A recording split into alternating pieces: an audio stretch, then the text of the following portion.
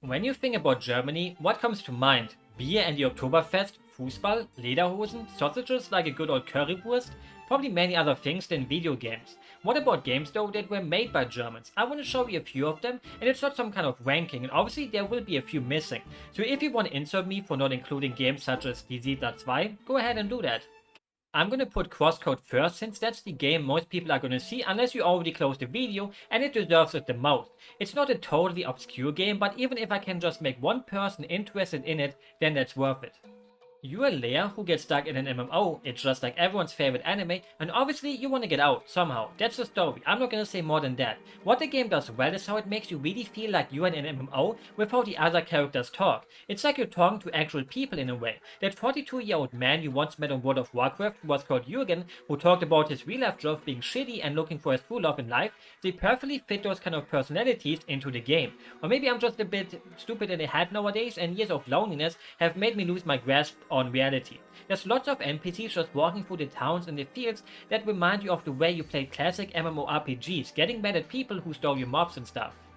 The story and the dialogue aren't the only things that make the game so special, because the absolute stars of the game for me are the dungeons. If you're sick of the typical 2D Zelda clones that are way too similar to Zelda and often just feel like an inferior version of it, then you have to play this. I'm not kidding when I'm saying the dungeons here set a whole new standard and even beat out Zelda games for me. And I'm a huge Zelda fan. It has the typical things like hitting things in an order or shoving boxes around, but in such a smarter way that sometimes I sat at a puzzle for an hour and got such a rewarding feeling from finally solving it. Combined with the combat, which can also be a bit of a puzzle at first, but when it clicks, it just clicks. The whole overworld itself can also be a puzzle with lots of jump and run puzzles, where you have to hop around like a cute little bunny to get to a chest. And also just look at how pretty the game is. It's probably my favorite indie game of all time, and I feel a bit sad that it never truly got the super big push like Hades or Hollow Knight got, because it belongs on the same throne as those games. You don't have a game of the year yet, even though Forklift Simulator 2024 is out? What's wrong with you? I'm sure you were actually gonna get this, right? How could you pass such an amazing game up? Who doesn't love coming back home from work just to do even more work on your computer before you silently go to bed and softly cry yourself to sleep because you have failed your forklift license test, so you know you can never actually get the job of your dreams, something every German dreams of. There's two constants in the life of a German. You either want to drive a forklift or a tractor. If you don't, then you're not fully German. Sorry to say that. Maybe the drive to drive those things will still awaken in you eventually. I hope so. Sadly, it hasn't awakened in me yet. I'm actually afraid of forklifts after what happened 6 years ago. Gothic is a franchise that every single PC gamer born in Germany knows, unless they're really young or are only interested in FIFA. Same with most Eastern European people. Every single Polish person I've ever talked to online are big fans of Gothic. The first two Gothic games have some of the greatest worlds ever created because they understood what made an open world great. It's not the size that matters, but the content in it that matters. And every content has something to see and find, and it's crafted in such a way that you get guided through it extremely naturally. You can go anywhere, but you will know if you're somewhere you're not fully supposed to be yet, because there will be some pretty strong enemies there. With some little trees here and there, you can still go through though, because the game just lets you. There's basically no gated areas you can't go to. At the start, you have no idea what is strong or weak, so sometimes you may attack a harmless looking bird and he actually just messes you up. It's a game about learning and trying out things, since handholding does not really exist. You can even join different camps and all have their own story and ways that change the game. It was also one of the first games to ever have NPCs actually living a life. They didn't just go around doing the same thing all the time. They had their own schedules, and that made the world also feel so alive. Every NPC has something to say. Nowadays we take things like that as granted, but back in the day it was mind-blowing and still holds up really well. Except for the combat, which by modern standards is a bit tough to get used to, but you can handle that eventually. Don't get filtered by it, trust me, it will be worth it in the end. There's also a third Gothic game which isn't bad nowadays. When it launched, it was basically their very own Cyberpunk 2077 situation, which led to Piranha Bytes leaving and starting making the Ryzen games. And now there's the Elex games, which all range from good to great, but for me they never reached the height of Gothic 2 again. Sublevel is one of those one-of-a-kind games that has no competition because it's just so itself that it has nothing to really compare it to. The game describes itself as a mix between Zelda, Metroid and Portal, and it fits it fairly well. You may look at it and think, wow, that looks like a game for little babies, but those babies would have good taste and the puzzles are actually a bit too challenging for babies. They sometimes evoke that Zelda shrine feeling in you, solving a puzzle and thinking, wait, did I do it the right way or did I cheese it somehow? And for me, those are the best kind of puzzles. Puzzles you can eventually somehow solve even when you're not doing it the way it was intended to be. The only thing that is pretty bad about the game is the combat, and it feels like it just got added because, well, I guess we needed combat. We need that added, for some reason. Luckily, it doesn't take away too much from the game. You just kinda whack the enemies around without too much thought put into it. Don't talk to me if you never ever played Blobby Volley before. Wait, actually please talk to me. I don't think any non-German person knows about this one, and I only have like 5% German viewers last time I checked it. Don't leave me please. Blobby Volley is just volleyball with blobs. You could play it with one single keyboard, and sometimes you would just play a round of Blobby Volley with your friends at the PC or during IT class. If you never did that, then you missed out. It's also just a really funny name. Blobby Volley. Germany's little horror darling, Signalis. I personally am a very big scaredy cat, but nothing about the game is actually scary. But it's also not fully trying to be. It's more about the bleak atmosphere. It feels like a fairly doomer game, but you know what they say. Every doomer turns into a bloomer. Eventually. Hopefully. So if you are usually a person that easily gets scared like me, then there's nothing to worry about. Trust me. I'm not trying to bait you into making you pee your pants. It's just one of those experiences where everything is just glued together so perfectly well. The atmosphere, the story, the aesthetic, the puzzles. Most of those experiences also have one thing in common. The less you know about it before playing, the better. So with that, I will already talk about the next game, even though you could say so much more about it. But the most important thing that I can say is, play it. Sunflowers were the developers of the Anno franchise, a bunch of town-building games where you start with a tiny little village and turn it into a huge city and have to handle the resources and all the complicated stuff that I never really quite got into. So what about some other games the devs of it made, such as Die Fucker 2 or Kids Discovering the Bible? Names such as Die Fucker 2 are why people make fun of us Germans, isn't it?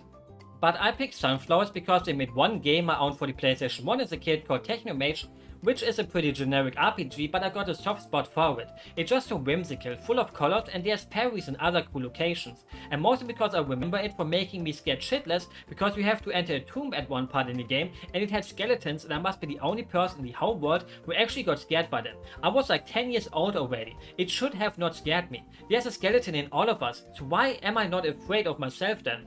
Or maybe I actually am.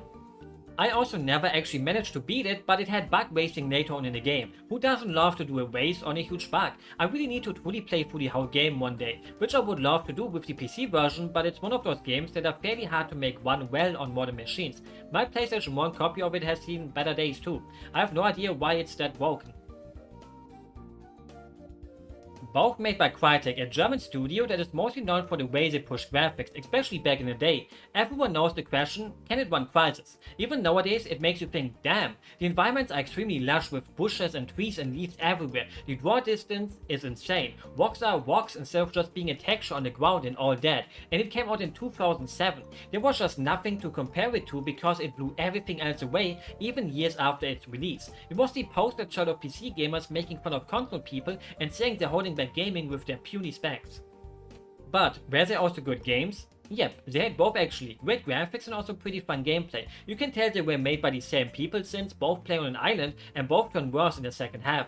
Totally not because Far Cry suddenly has mutants and Crysis, just suddenly adds aliens, and both of those things make the games worse. I hope Crytek learned the lesson after those two games though, but I haven't played any of the games that followed. Sometimes I wonder what the Far Cry franchise would look like nowadays if they didn't sell the rights of it to Ubisoft. Legend of K is one of my favorite PlayStation 2 games as a kid, and if you're a fan of those generation's jump-and-runs and action-adventures kind of games like Jak and Daxter and haven't played it yet, then why not? The worst thing I can say about it is that the difficulty was fairly low even as a kiddo, so now it would be even easier, or maybe actually harder since with age we actually get dumber nowadays, and our reflexes get worse. Maybe just me though. It's basically fairly average in everything it does, but you know what they say, a jack of all trades is better than a master of nothing. The developers of the game were Neon Studios, and I actually own another one of their games as a kid without knowing they made it. Janosch, das große Panama-Spiel. Janosch is something mostly for boomers. Even for me as a kid, that show was a bit too old school, but somehow I had the game anyways, and I loved it because of its drawn style. It looks so amateur-like but full of soul. A cute little adventure game that also only released in Germany, I think. When I listened to its OST though again, I thought, what the hell is this? How did I never get annoyed by it as a kid? I don't want to destroy your eardrums, so seek it out for yourself. I don't want to be sued though if you get sick by it. Moorhuhn, which is called Crazy Chicken in English, was somehow an extremely viral game when it came out in Germany. Everyone knew about it and played at least a single round of it. Your parents, your friends, even your grandma. Well, maybe I wouldn't go that far. All you do in it is shooting chickens for 90 seconds and trying to get the highest score. You could always just try a few rounds to break your high score and then close it till you open it up the next day and try it again. Having little competitions with the people you know. Perfect for a quick round in the office before your boss catches you and fires you if your score is lower than theirs. They had that certain charm because the chickens looked funny and there were many Easter eggs and little secrets you could find in them. So sometimes instead of just shooting a birdie, you would wait for a tiny spider to come out to get extra points when shooting her, or just shooting at anything that could hide a little secret behind it. Eventually, they just made Moorhuhn game after Moorhuhn game and people just lost interest in it. To this day, the cow is still getting milked. You would think it's a relic from the past, but there's even one for the PlayStation 5. How? They just kept milking them when nobody even knew what Moorhuhn was anymore. To most people, there's maybe like 2 or 3 of them that they remember from back in the day, but there's so many more. I guess somehow they were still profitable. Yep, we are responsible for this one. Maybe this is the biggest crime we have done since World War II, the Gollum game. So on the behalf of all the Germans, I apologize for this game. Would you believe me that developers behind that game are actually great though? As long as you're a point-and-click adventure fan, that's what Daedalic Entertainment was mostly known for with games such as the Deponia franchise or Edna Bricht Aus. For some reason I just really wanted to use the German title instead of calling it Edna and Harvey the Breakout. Games are always thought of as lame when I was younger. They have that kind of art style I normally hate and I can't even tell you why. Sometimes you just look at something and think, yeah, not a big fan of that without being able to name a single reason behind it. When I grew up I gave them a chance and I'm glad I did because they are really charming games. Even when they sometimes have the typical puzzle that makes you think, yep, that makes no sense but that's the staple of the genre. It just wouldn't be the same without those puzzles. It's just like how you should try out many things in life, even if they may seem crazy. You may find out something new about yourself or the world or even the universe. Be open to new experiences, especially when it comes to games.